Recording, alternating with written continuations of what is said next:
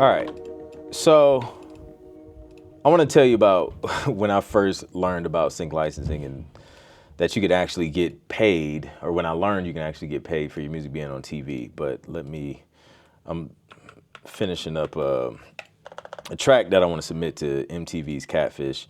But let me get out of here because I can't multitask and I'm going to mess around and mess this joint up. So let me close this and then we can dig into this story. So when I first learned about the fact that you can like produce music for TV and film and you don't have to be known or have credits or, special connections just off rip in order to, to get started in this, I made a lot of mistakes, and these mistakes ended up honestly costing me money because it delayed my progress. If I wouldn't have made these mistakes, I would have been able to get sync publishing deals faster. I would have been able to get placements faster, and I just would have avoided like a lot of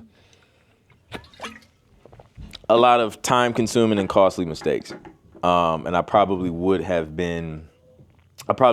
a larger catalog of music working for me. And yeah, it costed me money. So when I first learned about it, I made the mistake of being eager, being super excited, and just jumping in, like just jump in. And I get it. Like a lot of producers do the same thing, especially when you learn about something. If you're an action taker, like I am, I learn about something and then I just want to take action. I want to apply it. But the thing is, I didn't really know the right steps to take because, I didn't take the extra time to do a little bit of research, you know what I mean? And figure out, okay, how should I approach this? Is there a best way? Is there a bad way? Is there a better way? Like, what's the way? I just jumped in. I was just like, yo, I have music. I'm going to submit it. Let me just find companies and just toss music at them. And that was a huge mistake because I did not do prior research. I just hopped on there. First email I seen, boom. First number I seen, I was calling the number. Didn't make a ton of progress, right?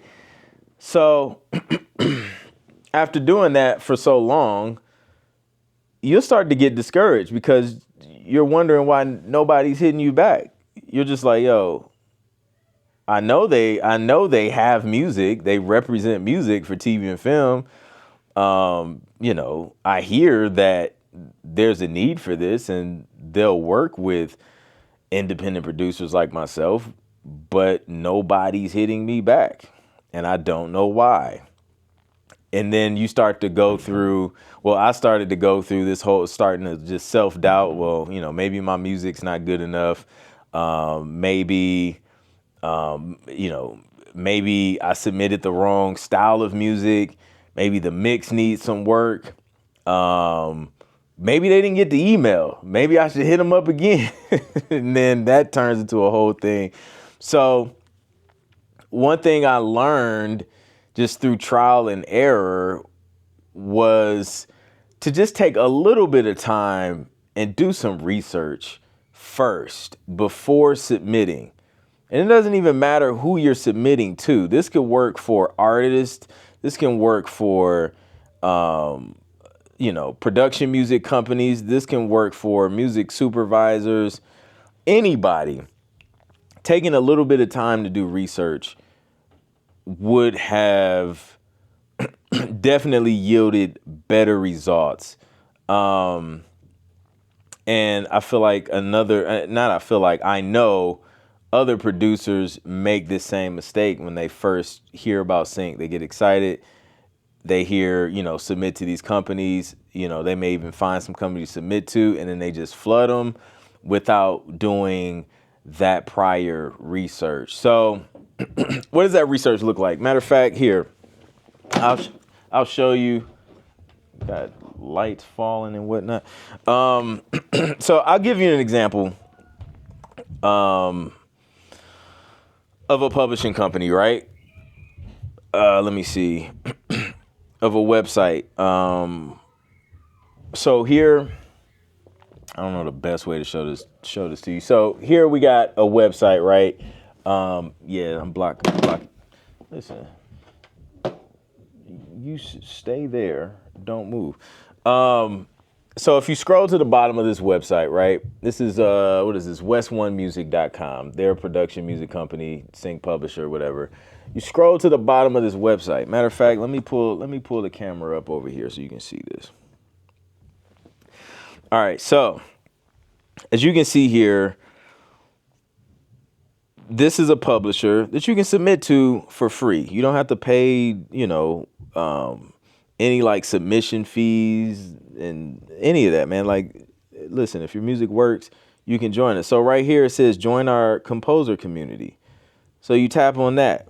And this is just the research. Like, a lot of people just go to the website, they'll go straight to contact us. And this is the mistake I made. And then they'll email this address right here, or they'll call this phone number right here if they're in the same country or whatever, or they'll send a message through here. And that's not the right way. Like, this is a last resort. Like, if I can't find specific information for composers or producers or writers, however they want to phrase it on their website, this is last resort. But first, what you want to do, you want to go to the website. And usually, if it's not here, it's usually all the way at the bottom of the page. So if we scroll all the way at the bottom, you see support, you go down, join our composer community. You want to look for something that's just specifically for composers so you can get information on their submission process. So here, if you just read, they give you all the information on how to pitch your music. This was the mistake I made starting out. I didn't take the time to go through the website and find this information, because this is how you avoid annoying the life out of the company because you didn't follow directions. All the directions are in this section, right? So if you're hitting them up on their contact us page and they're like, you're like, hey, you're asking questions that they already answered on this page, or you're submitting something that they explicitly said don't do on this page, they're going to know this person's not good at following instructions. This person's not good at researching and finding the answers themselves. So they're probably not going to open your email. They're probably not going to listen to your music. You're probably not going to get a publishing deal, and then you won't get any placements, which is the mistake I made. I want you to avoid that mistake. So if you go through this page and you just read through, you learn some information about how to pitch your music. You learn who they are, how long they've been around, so you can tell if they're a reputable company.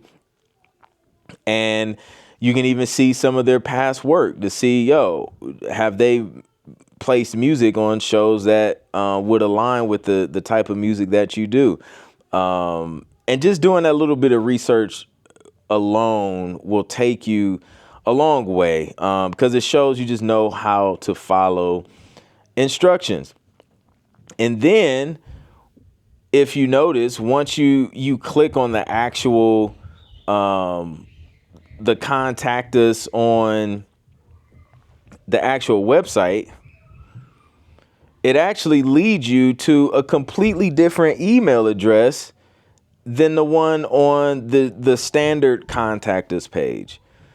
So you're going to save everybody's time. You're going to create less headaches by just looking for this specific information first. And this is just one example. Like, there's a bunch of other companies like this. If you want to learn how to find them and how to avoid other mistakes that I made, Download my free Sync Producer Quick Start Guide. The link is in the description. I'll also pin it in the comments. But that's an example of how to avoid common mistakes. And like, more than not, producers make this mistake all the time. I understand we get excited and, you know, we just want to show how eager we are to work.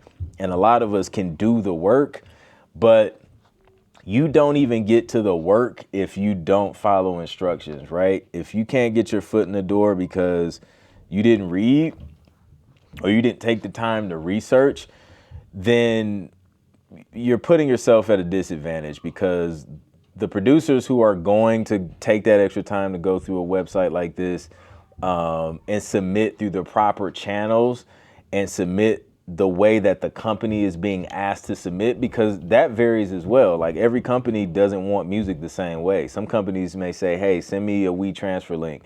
Some other ones may say, email us a streaming link.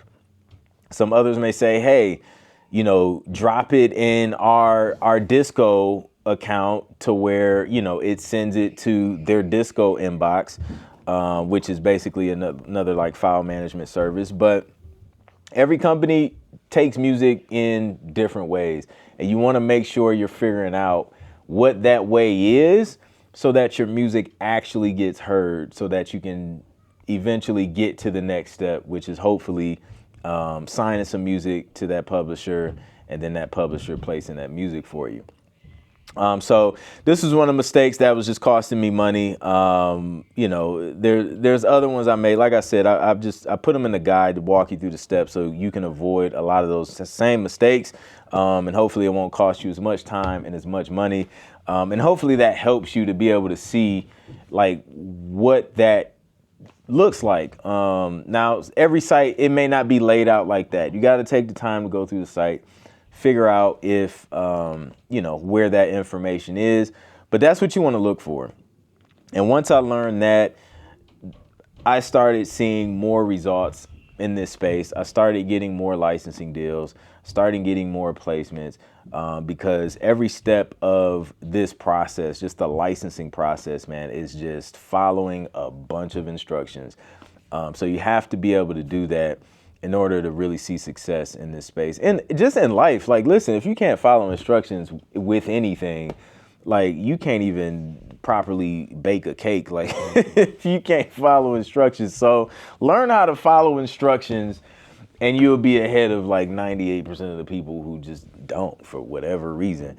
So hopefully that was helpful. I'll catch you on the next one. Peace.